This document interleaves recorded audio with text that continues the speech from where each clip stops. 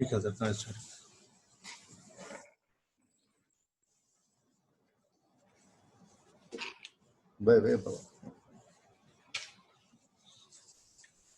Bismillahirrahmanirrahim. So we are discussing today the acute otitis media.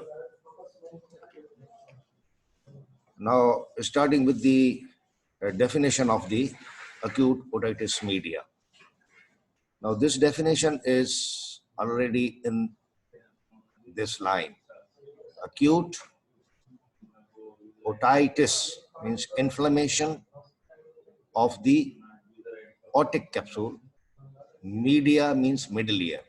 So it is the acute inflammation of the middle ear cleft, the mucosa of the middle ear cleft. So acute otitis media is the acute inflammation of the middle ear cleft. Now this is the disease which is very common in children instead of the adults. Children are affected more than the adults. Why it is common in adults, in the children, and why it is rare in adults? Now, always this infection is commonly occurs in the middle ear. The infection reaches the middle ear through the nasopharynx and through the eustachian tube. So, as you know that the children has got the three important things. One is that the eustachian tube of the children is very small, it is wider, and it is straight. So the infection from the nasopharynx reaches to the ear very easily. Number two, the respiratory infections are very common in children due to the low immunity. Number one. Number two, they go to their school, they meet with the different children who have got the same infection and they get the respiratory infections very common. So this is number two cause. Number three is the adenoids, because adenoids are common in children. They get infected, and from the adenoids into the nasopharynx, the infection travels through the eustachian tube into the middle ear cavity. So these are three causes that why it is common in children. Number one is the eustachian tube anatomy. Number two, the common respiratory infections. And number three, the presence of the adenoids into the nasopharynx. Now, you know that in adults, the adenoids are not present. The adult immunity is more good than children, so they have the less respiratory infections. And eustachian tube is not wide, it is not straight, and it is not small. So due to these reasons, this infection is common in children. Now, in etiology, as I told you that the infection into the nasopharynx is the first site from where the infection reaches to the middle ear cavity through the openings of the eustachian tube. One opening is in the nasopharynx, the other opening is in the middle ear cavity. So whenever there is the infection into the nasopharynx, like tonsillitis, like pharyngitis, like adenoiditis, any infection into the nasopharynx, rhinitis, will cause the infection to move from the nasopharynx to the middle ear cavity through the eustachian tube. Now this infection, the route of spread are two in number. Number one, that the infection reaches from the nasopharynx into the middle ear cavity directly through the tube, through the opening of the tube. Number two, the infection reaches the middle ear cavity through the submucosal lymphatics, which are present into the submucosa of the eustachian tube. So the infection of the nasopharynx, which reaches from the nasopharynx to the middle ear cavity. Number two is the perforation into the eardrum. If the eardrum is already perforated, the infection can reach directly from the environment through the perforation into the middle ear cavity. Number three, the grommet. What is grommet? Grommet is the instrument which we put into the tympanic membrane when there is serous otitis media. ये हम आगे चल के इसको पढ़ेंगे in detail. लेकिन यहाँ पे the grommet is the instrument which is put into the tympanic membrane in the cases of the serous otitis media. So these are three routes by which the infection can reach from the nasopharynx to the middle ear cavity, the nasopharynx, the perforation into the tympanic membrane, and if the grommet is present, into the tympanic membrane. Now there are certain bacteria which take part in the infection. Always in the upper respiratory tract, there are these the bacteria which are very common for every infection, like Streptococcus, Pneumococcus, H. influenzae, Moraxella catarrhalis, and Staphylococci. I'll repeat it once again. Streptococcus, Pneumococcus, H. influenzae, Moraxella catarrhalis, and Staphylococci. These are the bacteria which are involved in this infection. But before this bacterial infection, there is always a viral infection. There are certain viruses which are involved, like respiratory syncytial virus, influenza virus. These are the two common viruses which are present into the viral infections of the respiratory tract, and they cause what they cause? They cause decreased immunity into the surrounding areas of the respiratory system.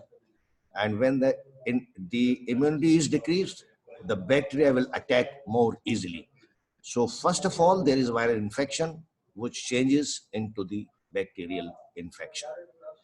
So I repeat it once again, it reaches the middle ear cavity through the nasopharynx, through the perforation into the tympanic membrane, through the grommet into the tympanic membrane, and the bacteria I have told you which are involved in this infection. But first there is the viral infection, which is changed into the bacterial infection.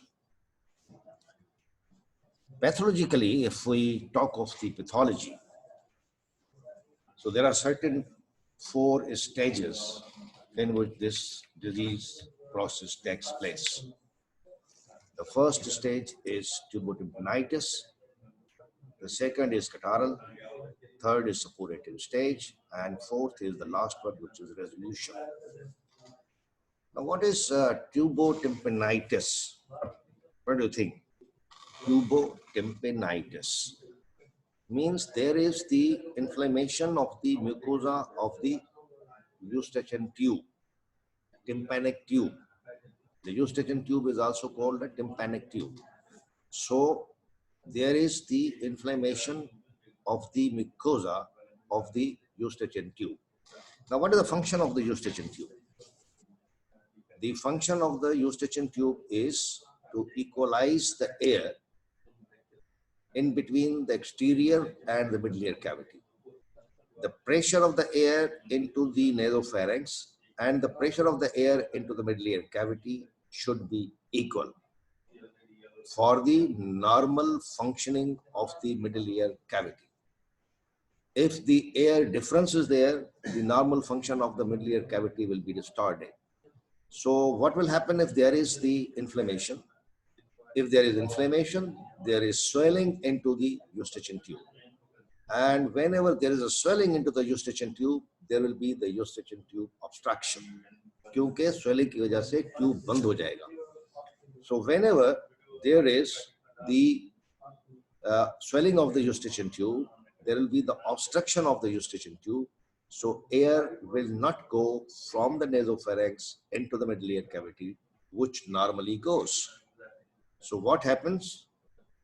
That the air which is present already into the middle ear cavity will be absorbed by the blood vessels, and there will be no air into the middle ear cavity.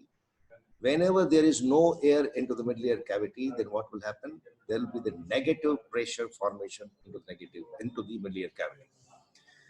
So in the first stage, what happens that there is the inflammation of the mucosa of the Eustachian tube. There will be swelling of the Eustachian tube. There will be the obstruction of the Eustachian tube. The air will not enter into the middle ear cavity, and the middle ear cavity will get the negative air pressure. This was the first stage. Then there is a catarrhal stage. Now the infection goes further. It will involve the tympanic membrane and the whole of the middle ear cavity. There will be the inflammation of the tympanic membrane and the middle ear cavity. There will be the swelling of the mucosa of the middle ear cavity, as well as there is swelling into the tympanic membrane in this catarrhal stage. And then what will happen, there will be the exudation of the fluid into the middle ear cavity. ये fluid कहाँ से आता है? Whenever there is inflammation of the mucosa, there are blood vessels which are present into the mucosa, and from these blood vessels, the middle ear mucosa will extract the watery secretions from the blood vessels. Negative pressure की वजह से भी जो blood में water है, that will come into due to the negative pressure. This negative pressure will pull the water from the blood vessels, and there will be the accumulation of the watery secretions into the middle ear cavity. And when there is the accumulation of the watery secretions into the middle ear cavity, then it is called the catarrhal stage. What is suppurative stage? Now when there is a collection of the fluid, there will be the decreased immunity. The bacteria will involve at this stage. Now these bacteria will do their work and will produce the pus. And whenever this clear watery fluid changes into the pus, then this stage is called the suppurative stage. What is resolution? After the suppurative stage, either if the patient is treated properly, the pus which is present into the middle ear is absorbed, everything becomes normal, then it is called the resolution stage.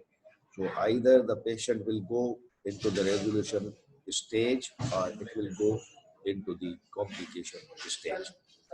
So there are totally 4 stages. Phlebotomy, when there is the inflammation of the eustachian tube and there is the obstruction of the eustachian tube. Catarrhal stage, when there is the collection of the watery fluid into the middle ear cavity. Suppurative stage, whenever there is the accumulation of the pus into the middle ear cavity. And the resolution, when everything becomes normal after the proper treatment. I hope you understand. Now, what could be the symptoms? Definitely, the patient has got the inflammation, and whenever there is inflammation, there is pain. So the patient will have a severe earache or a severe pain in the ear. Whenever there is a swelling of the tympanic membrane, there will be the deafness because the tympanic membrane will not properly work.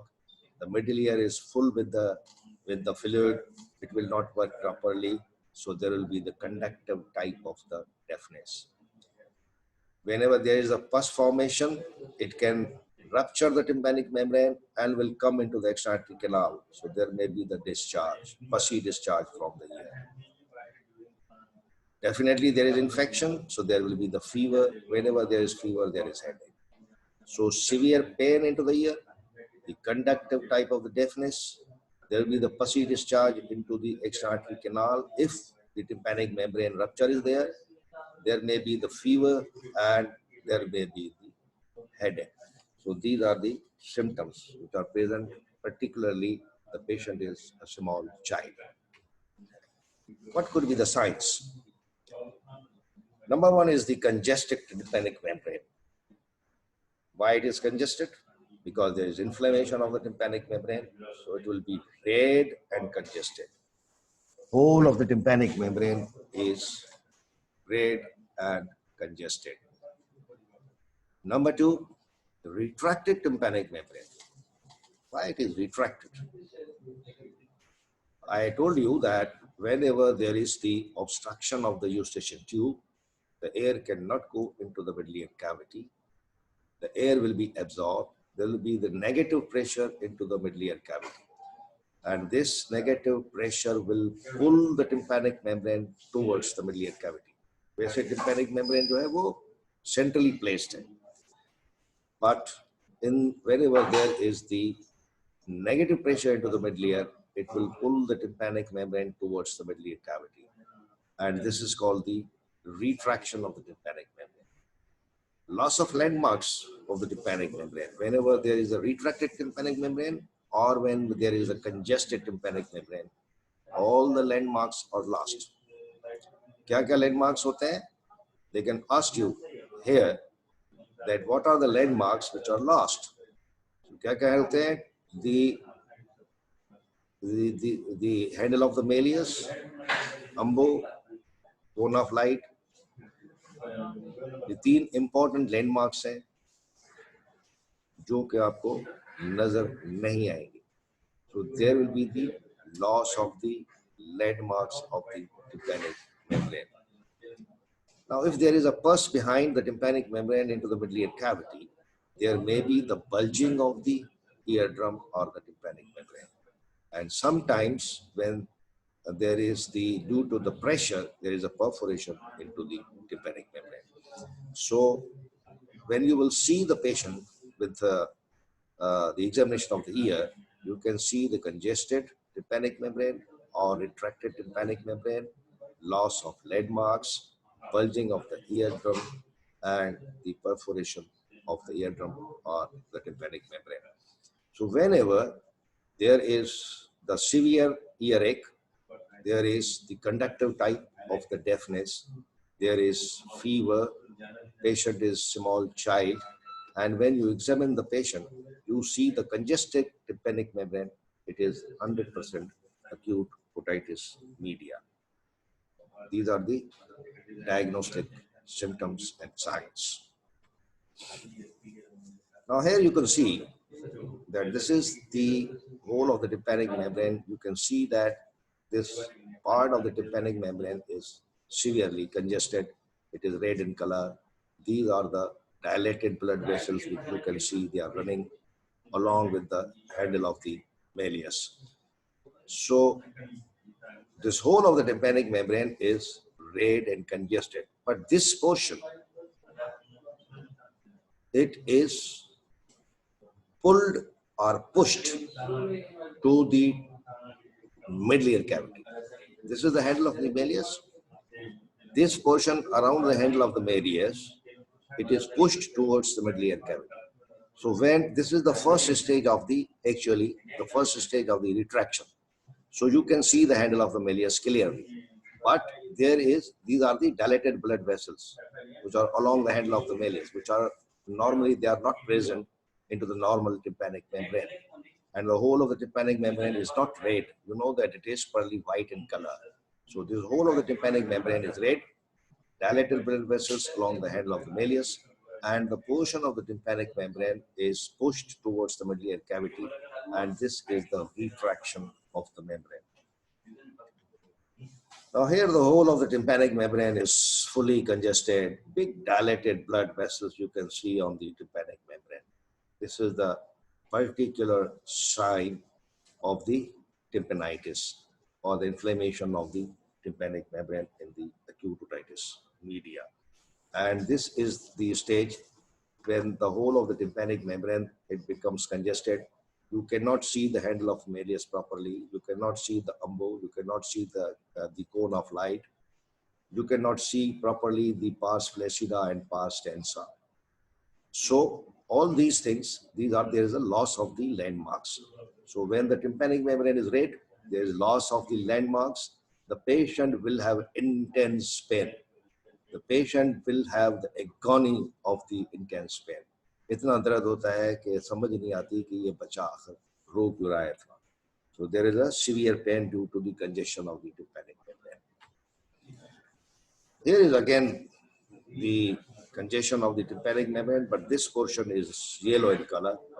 And this is yellow in color because the pus is collected behind the tympanic membrane and it is bulging the tympanic membrane outwards towards the extra aortic canal. So it is yellow in color because all the blood vessels, because the tympanic membrane is pushed, so all the blood vessels, they are constricted. So due to the constriction and due to the accumulation of the pus behind the tympanic membrane, you can see this yellowish area. Otherwise, the whole of the tympanic membrane is red and congested. Now, when the pus forms behind the tympanic membrane to the middle ear cavity and the treatment is not properly given, then it will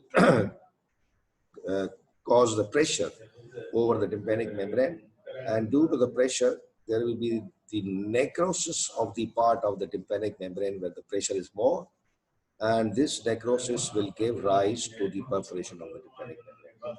And you can see, where you can appreciate properly, this is the large perforation into the tympanic membrane, and this is a pus which is present, which is coming out from the middle ear cavity into the extra artery canal.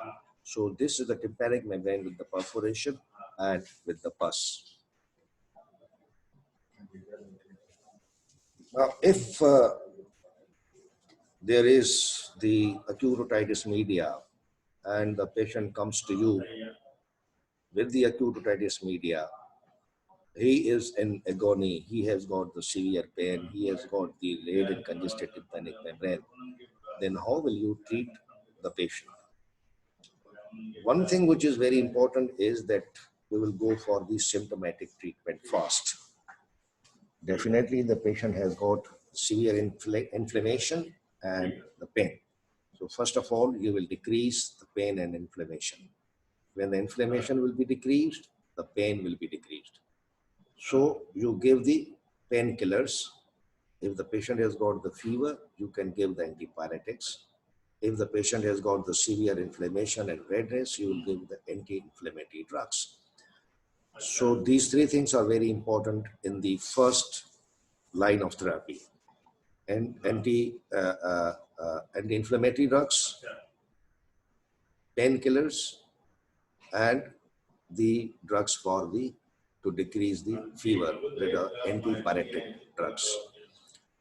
You can give the decongestant also because there is the eustachian tube obstruction.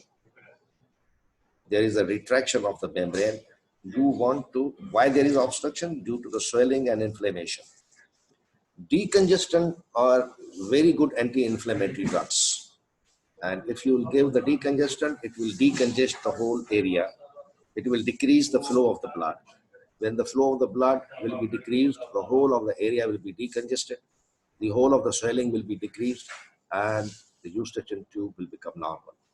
So whenever the eustachian tube becomes normal, the air will go into the middle ear cavity and a lot of things will be resolved.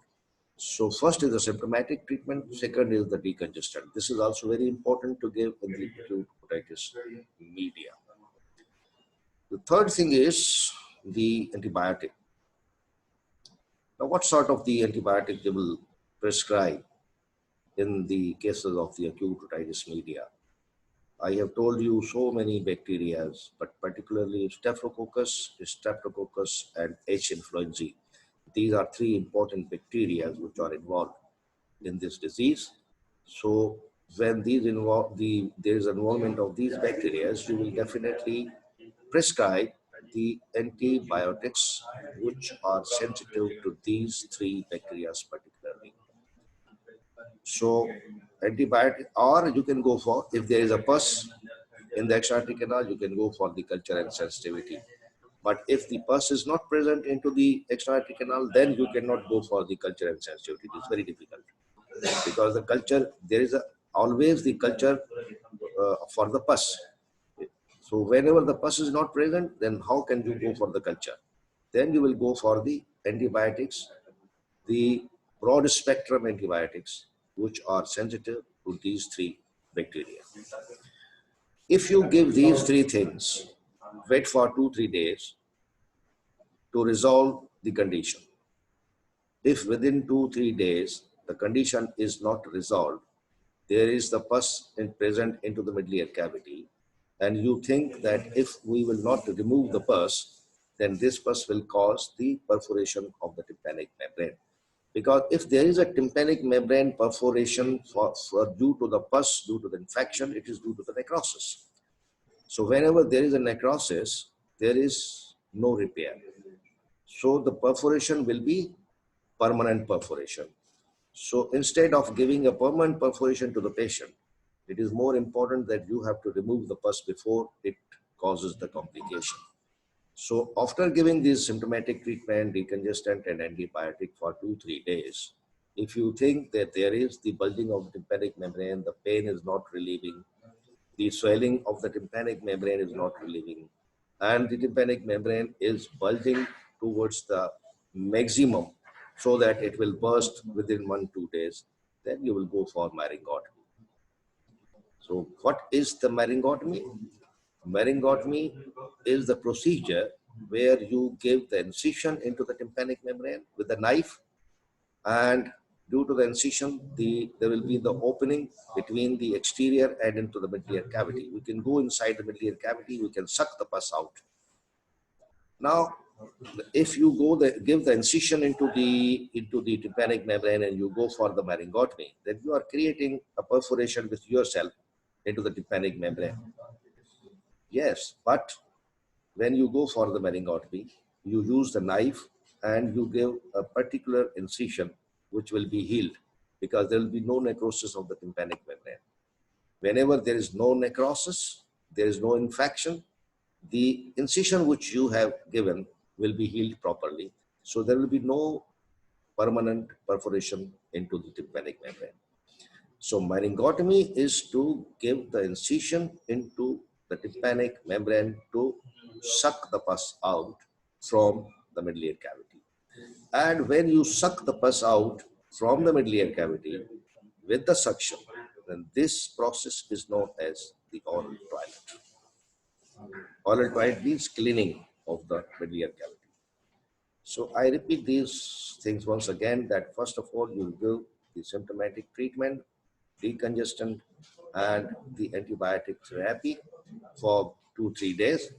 And when you think that there is no resolution, the patient is in agony, the perforation of the tympanic membrane will take place, then you will go for the myringotomy, that is the incision into the tympanic membrane.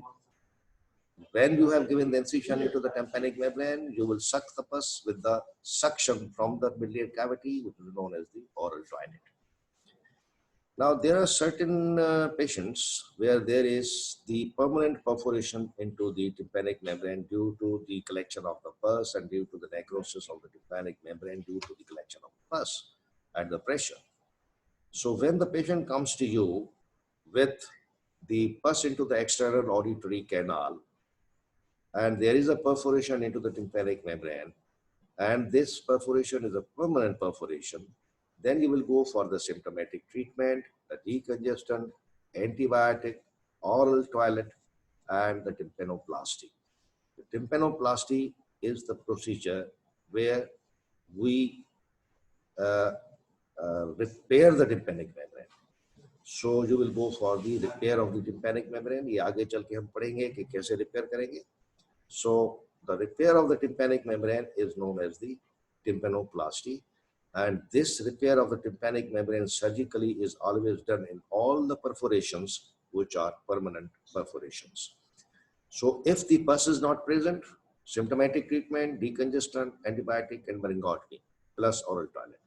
And if the perforation is present and the external auditory canal contain the pus, then the symptomatic treatment, decongestant drops, antibiotic, and oral toilet. And in the last, after the resolution, when the patient is completely all right, then go for the repair of the tympanic membrane, which is known as the tympanoplasty. Now, this is a figure of the tympanic membrane. This is the figure to show you that how this incision is given and where this incision is given. So this is the area of the tympanic membrane where it is attached with the bone. Now this is the bone, and this is the tympanic sulcus. Now you know that tympanic membrane is attached with the bone into the tympanic sulcus. This is the whole tympanic membrane. This is the handle of the malleus. When there is a resolution, if the resolution is not present, then just give the incision near at a 6 o'clock position, near the sulcus of the tympanic membrane. That is the tympanic sulcus. So about 2 millimeter away from the sulcus, and you give the incision with the knife. You open it up and suck the pus which is present into the tympanic membrane. If you can see the handle of the malleus, then see the umbo, and about 5 millimeters away from the umbo in the straight line, you can give the incision into the tympanic membrane. But mind it that the commonest way of the incision is always the circular incision, not the radial incision. Because if you give the radial incision, it will take more time to heal, because you know that these are the fibers of the pars tensa. You are giving the incision in the pars tensa. Fibrous tissue which is present into the pars tensa is in the radial form. They are straight going like this. So if you'll give the incision like this, then definitely the healing will be, which will take more time to heal. But if you give this much incision cutting the fibers, then this portion of the fiber and this portion of the fiber will again meet together in a short period of time, and this whole perforation which you have made by giving the incision into the tympanic membrane will heal properly.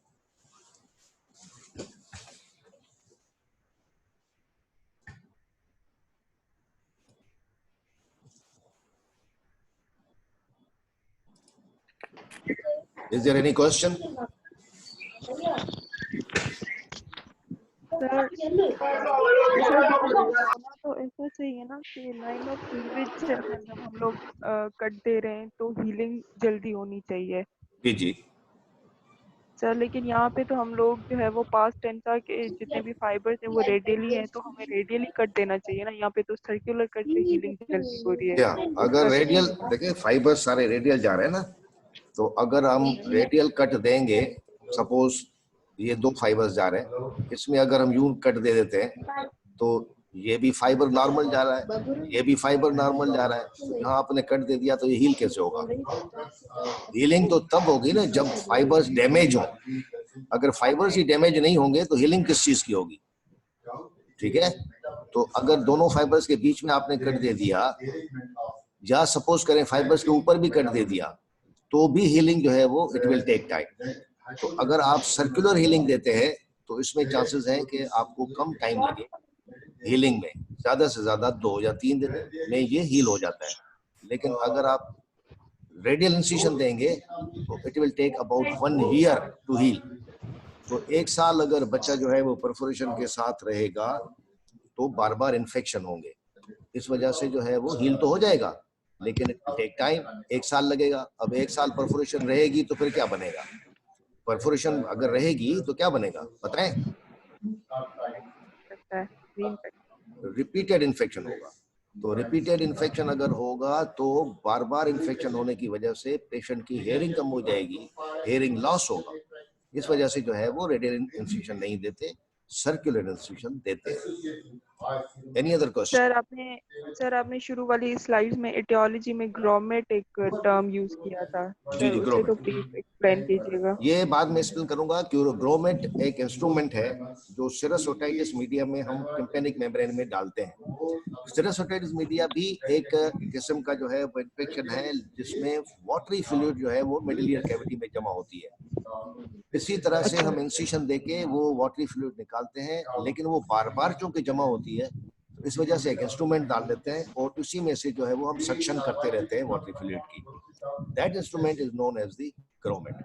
तो ये जब हम सिरस otitis media पढ़ेंगे तो उसमें grommet आएगा, तो आगे इंशाल्लाह आपको पता चलेगा। Any other question? सर मेरी एक फेलो ने चैट में क्वेश्चन भेजा है, सॉरी एक दफा रिपीट करें।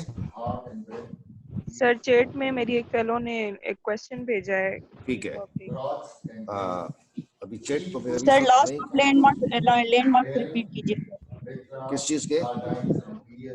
लॉस ऑफ लैंडमार्क्स आपने बताए थे ना? जी जी जी जी, वो रिपीट कीजिए। लॉस भाई लैंडमार्क तो आप बताए ना मुझे कौन से हैं। बताइए। Sir umbo head of the Medius malleus का बताइए। और दूसरा लाइट का था कुछ। Handle of ये देखें, ये नॉर्मल टिम्पैनिक मेम्ब्रेन है, नजर आ रहा है आपको? Can you see it? Yes, sir. Sir ये हैंडल ऑफ द मेलियस, इसका एंड ये अम्बो है, यहाँ से कोन ऑफ लाइट निकलती है, ठीक है जी, ये ट्रायंगुलर लाइट होती है। यहाँ पे फाइबर्स होते हैं, इसके जो ऊपर वाला हिस्सा है एंटीरियर मेलुलर फोल्ड, पोस्टीरियर मेलुलर फोल्ड कहते हैं उसको। ये देखिए, ये पोस्टीरियर मेलुलर फोल्ड है, ये एंटीरियर मेलुलर फोल्ड है। एंटीरियर मेलुलर फोल्ड और पोस्टीरियर मेलुलर फोल्ड के ऊपर वाला जो पोर्शन है वो पार्स फ्लैसिडा है। एंटीरियर मेलुलर फोल्ड और पोस्टीरियर मेलुलर फोल्ड के नीचे वाला जो पोर्शन है ये पार्स टेंसा है। अब ये सारे लैंडमार्क हो गए। क्या क्या हो गया? Handle of the malleus, umbo, cone of light, pars flaccida and pars tensa. ठीक है, these all 5 things are known as the क्या क्या कहते हैं इसको? Landmark tympanic membrane. ठीक है, अच्छा जी, next question. Any question? Should I leave? Sir एक यहाँ पे क्वेश्चन है कि टेम्पेनोप्लास्टी में नेक्रोसिस अगर हो जाए, किसमें? टेम्पेनोप्लास्टी में। जी जी, नेक्रोसिस टिम्पेनोप्लास्टी में नहीं होगी, पहले नेक्रोसिस होगी, फिर परफोरेशन होगी, फिर टेम्पेनोप्लास्टी करेंगे उसको रिपेयर करने के लिए। Yes, sir. यही क्वेश्चन था। क्वेश्चन भी यही था कि अगर नेक्रोसिस होती है तो टिम्पेनोप्लास्टी हम रिकमेंड कर सकते हैं। Whenever there is the permanent perforation in the tympanic membrane due to any cause, you can go for the tympanoplasty because repair is very important. The patient cannot be left behind with the perforation, which is, एक minute बात नहीं करें ना, मुझे बोलने दें, please don't talk. तो ये परफोरेशन अगर परमानेंट रहेगी तो कंडक्टिव हेयरिंग लॉस भी रहेगा, बार बार इन्फेक्शन भी होंगे। इस परफोरेशन को हमें बंद करना है, तो इसको जो हम बंद करेंगे उस प्रोसीजर को हम बोलते हैं टिम्पेनोप्लास्टी। इसके बाद ही मैं करेंगे। Is it okay? Should I leave now?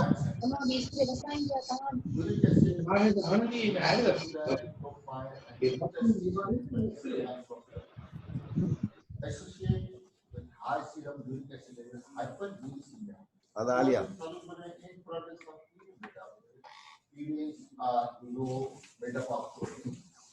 और हमारे को समझाइए ना, कनेक्ट कबो की हलाए वो तो असां जरा सुनो थी। जी सर।